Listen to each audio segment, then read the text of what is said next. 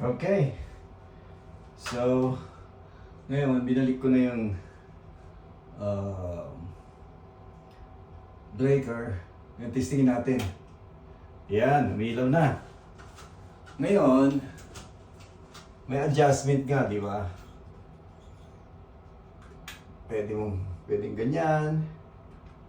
Yan yung 6,000K. 5,000K, 4,000. Ganyan, 3. Ito yung pinakamababang kwan, 2,700, 3,000. Usually, I think white is kwan. Or daylight. Daylight. Lagyan na natin sa todo. Daylight. Soft daylight. Yan.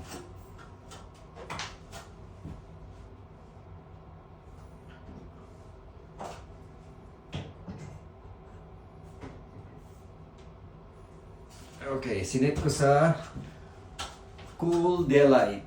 Daylight. Okay. Ngayon ilagay na natin. Ang kaigigan nitong LED na to, hindi ka na magpapalit ng bumbilya. Tapos ito, it takes how many years? Maybe 2 years, 3 years bago ka magpalit. Hindi siya napupundi basta-basta. So, that looks good. Tingnan, patay ko na nga yung mga service light. There.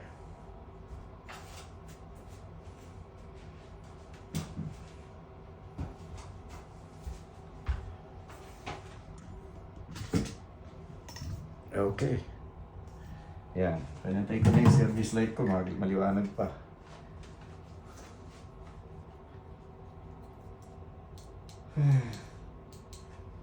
Okay.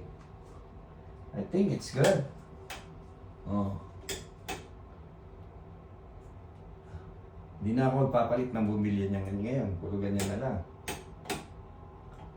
Right? Oh. Ayos. Yan ang ating project. Ngayon, lilinisin ko na to. Yan po, natatapos ang ating project, mga kaibigan. So, ganyan ang pagpapalit ng CFL na bumbilya, tapos yung 4-prong na CFL valve, then change it to LED. LED. Yan.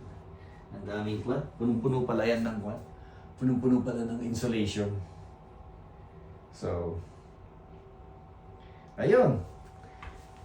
Nasayang ko nga lang yung isa kong connections.